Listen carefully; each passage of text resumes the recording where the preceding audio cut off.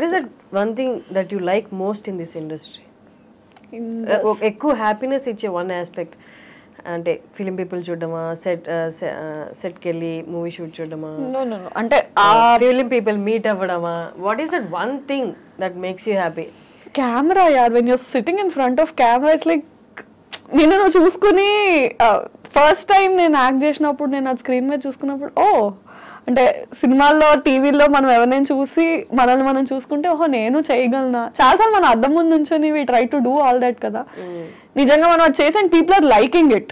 మనం చేయడమే కాదు, ఎవరైనా చేస్తారు ఫోన్ లో, బట్ పీపుల్ నీకు అప్లాస్ చేసినప్పుడు ఓకే నన్ను నేను నచ్చుకోవడమే కాకుండా జనాలు అందరూ ఆదరిస్తున్నారు.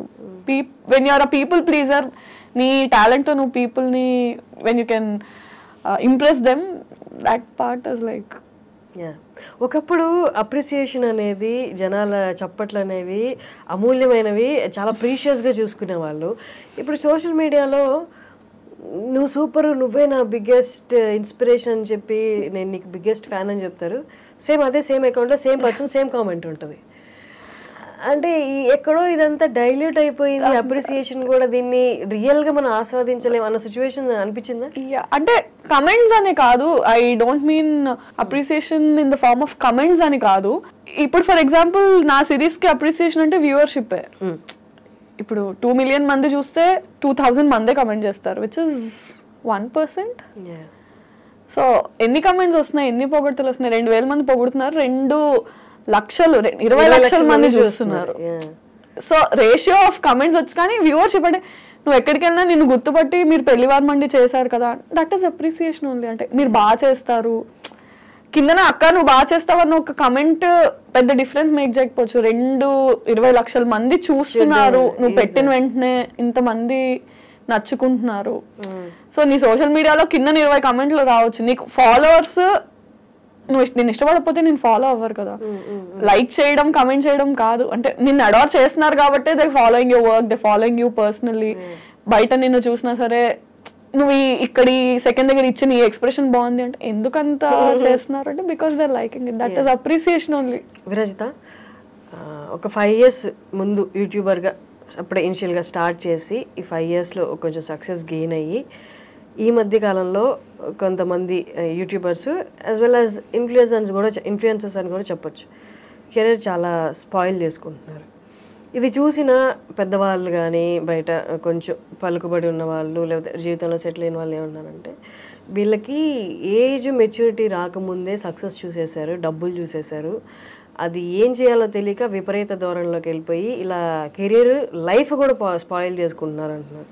But at the same time సక్సెస్ఫుల్గా వెళ్ళే వాళ్ళు కూడా ఉన్నారు. బట్ ఈ రేషియో ఎక్కువగా అనిపిస్తుంది. What is your take or your comment on that?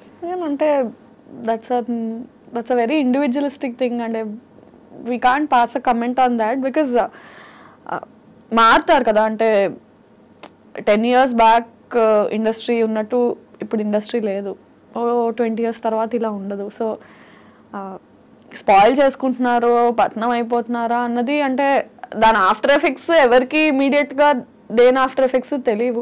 It happened అంటే అది that's a very personal thing and individualistic thing. ఎవరు కావాలని కెరియర్ స్పాయిల్ చేసుకోవాలి అనుకోరు. ఎక్కడో చేసిన ఒక యాక్ట్ అది పైలప్ అయ్యి and somehow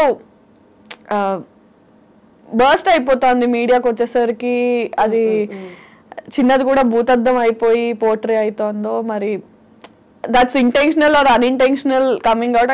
and maybe public కూడా ఎక్కువ అటాచ్ అయిపోవడం వల్ల వాళ్ళు ఎవరినైతే అభిమానిస్తారో వాళ్ళ మీద చిన్న ఇది వచ్చినా సరే దాన్ని వాళ్ళు తీసుకోలేక బ్యాక్ లాష్ అవ్వడం.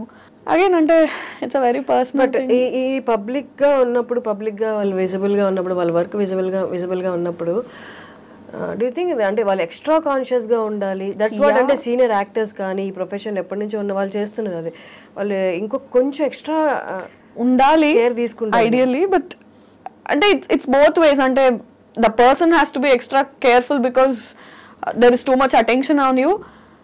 అండ్ అదర్వైజ్ ఆల్సో చిన్న ఇష్యూస్ని కూడా because they are celebrities or because they are public figures అది ఎక్కువ పోర్ట్రే అవ్వడం. అంటే ఇట్స్ నార్మల్. అంటే నువ్వు నడుస్తూ ఒక దగ్గర ఒక మెట్టు స్లిప్ అయి పడిపోయావు అంటే ఒక మామూలు మనిషి పడిపోతే అక్కడ గతుకుంది, మెట్టు స్లిప్ అయి ఒక సెలబ్రిటీ పడిపోతే ఆ గట్టులో వీళ్ళు నిర్లక్ష్యంగా నడిచారు. I mean it's human. అంటే కాలు స్లిప్ అయి పడ్డారు అంటే ఏ మనిషి అయినా స్లిప్ అయి పడే ఛాన్స్ ఉంది.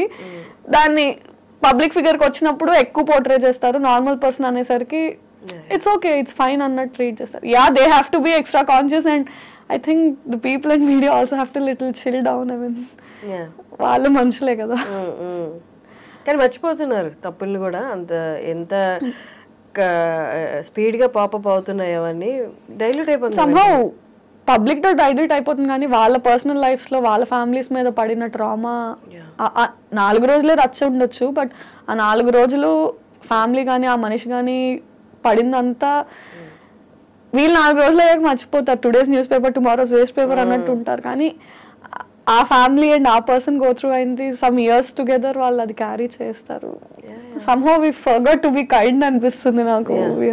అదైతే అనిపిస్తుంది. అంటే ఇన్విజిబిలిటీ కదా కామెంట్స్ కానీ ఏదైనా, అంటే ఐడెంటిటీ లేకుండా మాట్లాడేస్తున్నాం కానీ ఒక ఐడెంటిటీ ఉన్న మనిషి గురించి మాట్లాడుతున్నాం కదా, ఫర్గెటింగ్ ఇట్ అంతే. అది హక్ అనేసుకుంటున్నారు.